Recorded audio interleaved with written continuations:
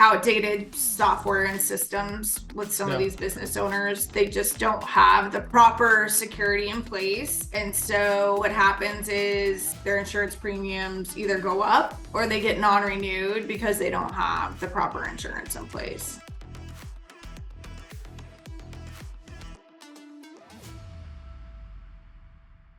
Welcome everybody again to Get in the Hole with Tech-Gofer. I am your host, Nick Mulholland. I am very, very excited about our guest today, Jessica Loomis from Infinity Partners, who is a cyber insurance expert. Jessica, welcome. Thank you for being here. Thank you for having me.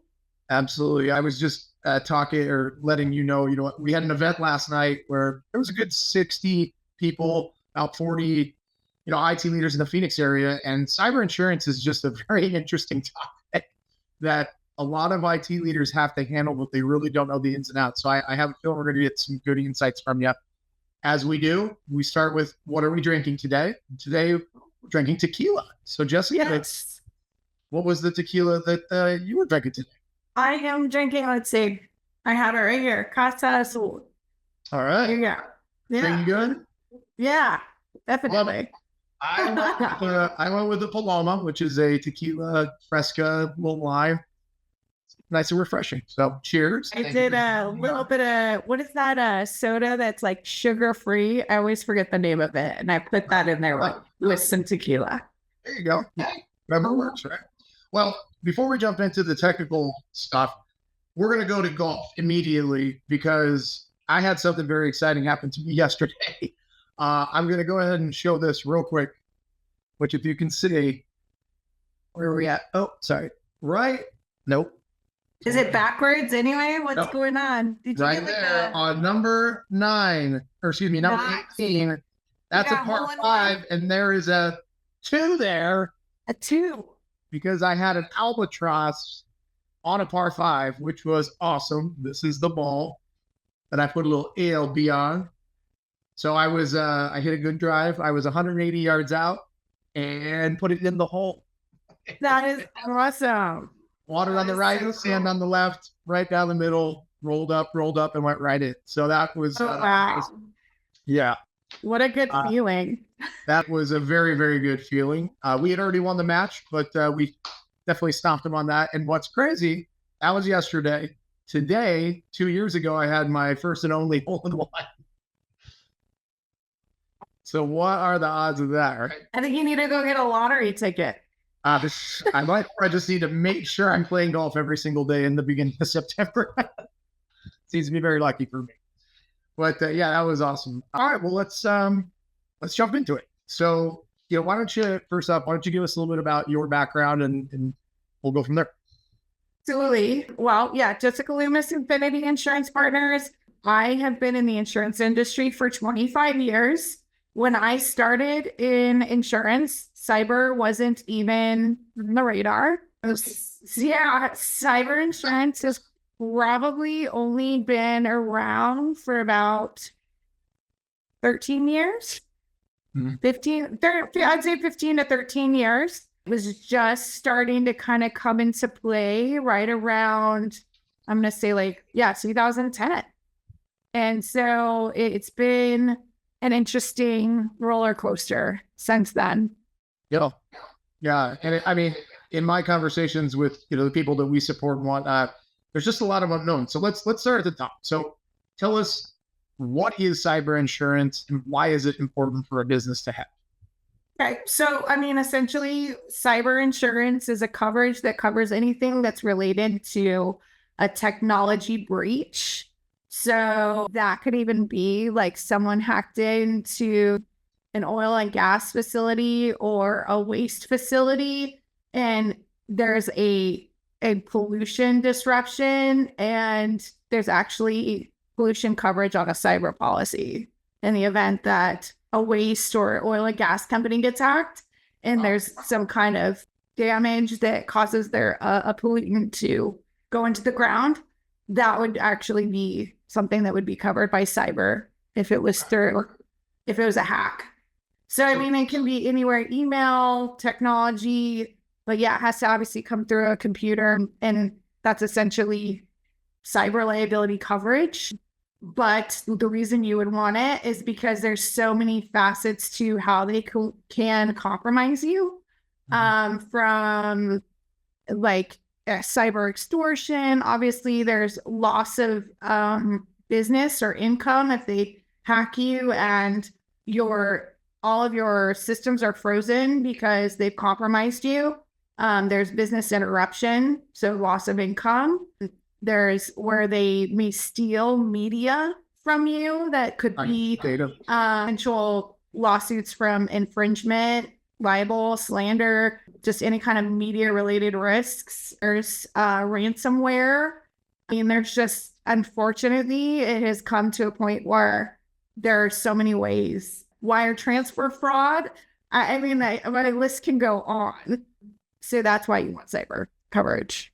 And so I guess just high level, because I don't know, if I were to go for, if I came to you and said I need a policy, all the different types of hacks and incidences, you represent a variety of vendors that can cover all those things, right? Or can I come to you and just say, I just want to cover email fraud? Like, is that even a thing? Or is it more, no, it's going to be this blanketed, all the different types of incidences and whatnot, and that affects the premium costs?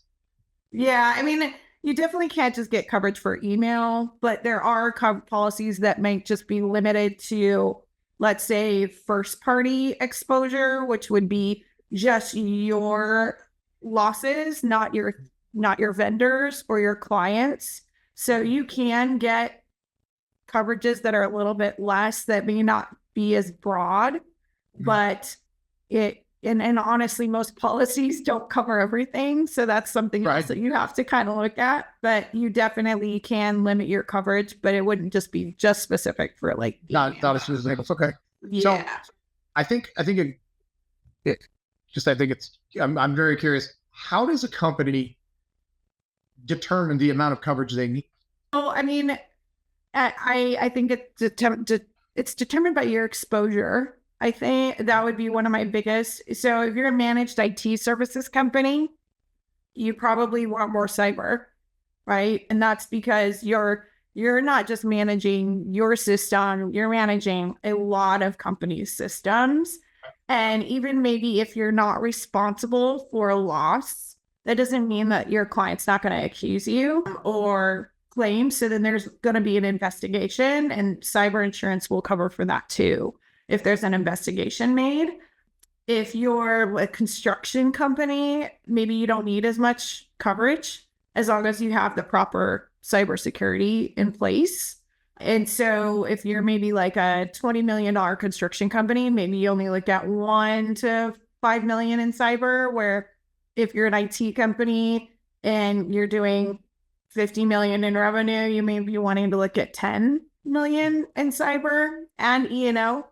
So that's kind of, you just really want to look at your revenue and really what your exposure is. So your expertise, you can help, again, as a consultant, as a broker that represents multiple cybersecurity options, normal options, and then captives, which maybe we'll talk a little bit about that. But, when someone comes to you, it sounds like there's a questionnaire that you're giving them that identifies what is the revenue. Talk to us a little bit about that process of how you engage with the clients. Absolutely. Yeah. So I feel like the applications for this they're getting longer and longer. I feel like they're like 2 to 3 pages long. And then we always get additional questions like how they manage MFA and all kinds of things. Right. But essentially, depending on the type of risk, we send over an application to the client based on what they do. And then that application needs to be filled out by the client. And usually, yes, it asks for revenue. It asks for the limits that they're wanting. And it does break it down by coverage normally. And so oftentimes I am going over that with the client to see like, okay, well, this is business interruption coverage. Like in the event that your system shut down, like how quickly do you think you can get them back up again? Is it a couple days? Is it something that is going to take some time? And, then you determine, okay, well, maybe we need $1 million worth of business interruption. or maybe we only need 250,000 because they're easily able to turn things back on. So those are the types of conversations we have about coverage. And then I always encourage them to go to their IT person to get the other questions answered. Well, that's what I was hoping you'd go down that. So, obviously you and I are both entrepreneurs and business owners, and the idea, who should be involved in filling out all this information, as well as you kind of mentioned, like there could be certain things that are just unknown. Should somebody just be kind of ballparking like, systems that are used, that sort of thing, or what are your recommendations as far as that goes? Yeah. So one thing that has come up a lot more lately, and I let people know, is that these applications you're filling out, whether they're for any insurance organization, whether it's cyber, employment practices, liability insurance, directors and officers, any type of application you're filling out for an insurance carrier, it is considered a contract. So when you answer those questions, yes, I have MFA. Yes, I have this certain level of Microsoft. Yes, I have this. You better hope that you have that and you're not just answering yes and you don't know the answer. And so I definitely encourage business owners to go to their CIO, or maybe they have a subcontractor that they work with that's managing their IT services. I do not know everything about cybersecurity, so I hand it off to my cybersecurity expert. I am not filling out that application on my own. Right. So as far as for your position, what is a challenge that you face in underwriting cyber insurance policies? Outdated software and systems with some of these business owners. They just don't have the proper security in place. And so what happens is their insurance premiums either go up or they get non-renewed because they don't have the proper insurance in place or the security stuff in place. Yeah. And I was gonna say, like, when a lot of times when we have our cybersecurity experts kind of talking with clients about their stack, a lot of times it's okay. They all say that they have a policy and they have different, they all have different tech stacks. They have different things, but almost every time there always comes up something that if there was an incident, they're not following their frameworks and policies. And it's just no policy is going to pay out, because that's the first thing the insurance companies are going to do is say, well, did you follow the frameworks and what have you? Have you seen a lot of that, or have you seen a lot of policies actually cover what they're supposed to cover? Luckily, in my experience, carriers have covered, even though the client did not follow protocol. And I was just like, why didn't you call me first? Okay, so that's a great question. So for anybody that's out there, so let's walk through an incident, right? So something happens. Is the first call, what is I'm sure that it depends a little bit, but would you recommend that their first step is calling who they've got their policy with, calling you?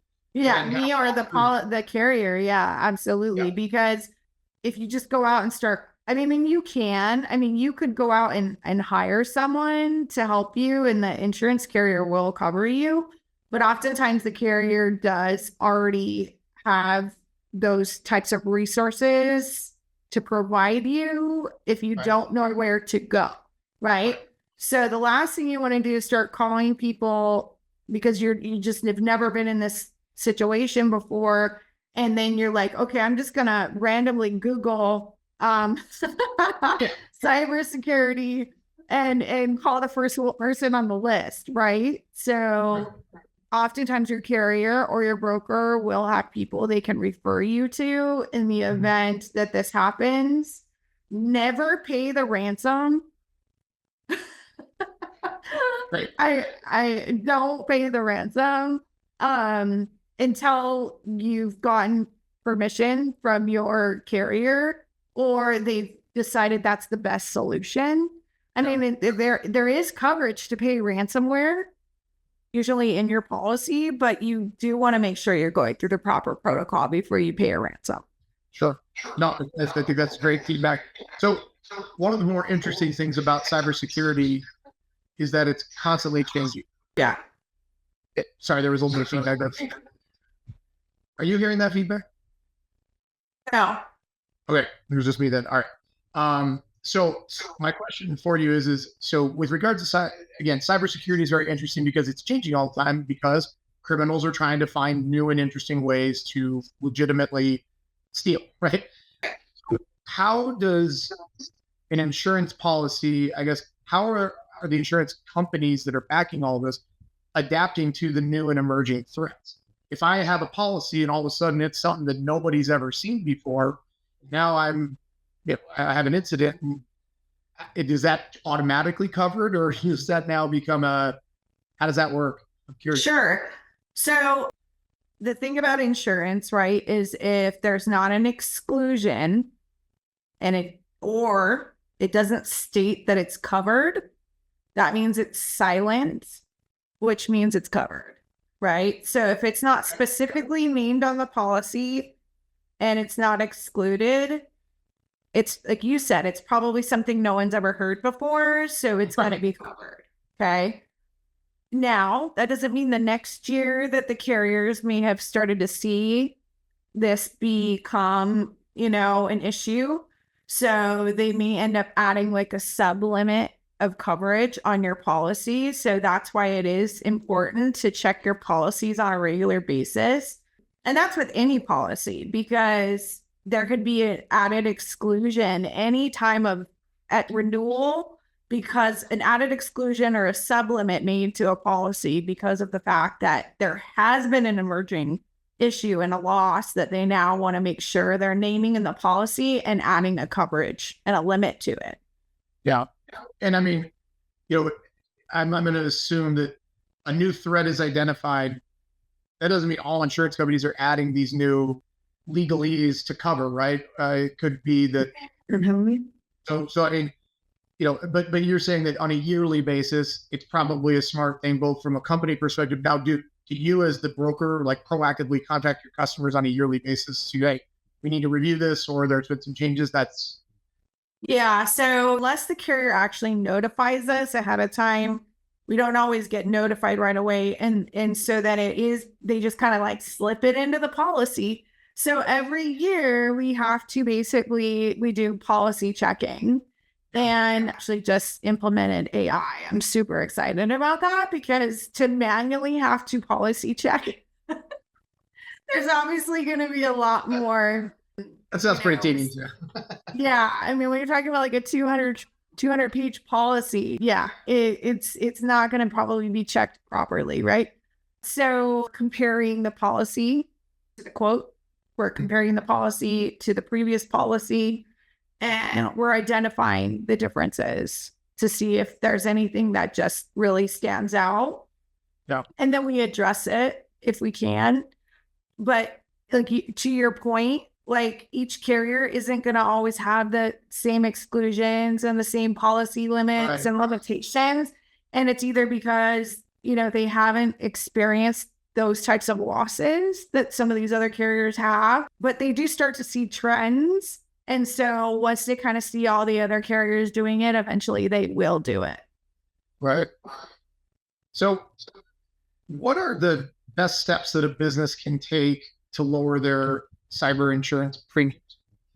So shockingly, cyber liability insurance is still not that expensive. Okay. Comparatively. Okay. So employment practices liability insurance, and I keep bringing that up because it was also something that has not been around that long when we look at like general liability and stuff like that. And so comparatively, cyber is still not as expensive as like, let's say, employment practices liability, which is like for sexual harassment, wrongful termination, gender discrimination. That's what employment practices liability is for. So when we look at that versus what cyber costs, it is night and day. Cyber is still not that expensive. And so the only reason I would see that your insurance premiums on cyber are expensive is because maybe you had a serious loss. Yeah. But like on a $30 million company, even with not like the best security in place, you're still paying less than $10,000 a year. Okay. Yeah. In comparison, not a lot. So the carriers that you represent, do you see that a lot of them, they provide their policies by verticals of companies? So, hey, behind the scenes that this one's really good for manufacturing, this one's good for healthcare, this one's good. Is that how they align, or is it still really, because again, it's not completely new, but it is still new and it's ever evolving. How does that look for you on your side? Yeah, so I mean, it's definitely, there are carriers that won't even touch software companies, right? Or managed IT services or technology-based companies at all when it comes to cyber. They just hands off, right? But they'll write a construction company all day long. So yeah. And I mean, and also the good thing is that a lot of, for really small businesses, oftentimes you get what's called a BOP, which is a business owner's policy. There's usually like a little bit of throw-in coverage. It's not usually a lot, but it's like $100,000 worth of coverage. And it's not always as extensive as like a full-blown cyber policy, but at least it covers something. And what they found is that at least that's going to possibly prevent a company from going bankrupt if they have a little bit of cyber in place, even if maybe they don't want it. It's kind of just a throw in. Sure. And they make it available because it does help the business in the long run. Well, I appreciate all your clarification on all this, because like I said, the conversations I have with the IT leaders typically being thrown this as an extra project, that they're IT people, right? They're technical, but they're not insurance people. I hope that everybody that's watching and listening out there, that they've caught some nuggets of knowledge. And of course, if any of you want help, need help, contact us here at Tech-Gofer. We'll get you aligned with Jessica, and we're happy to help. I guess I'll ask you one last question, just because I think it's a good one. What is the best first step that, if a company does not have cyber insurance today, what is the best first step for them to take to be able to go get a decent policy? Well, definitely don't go and shop it online. You probably already have an insurance broker.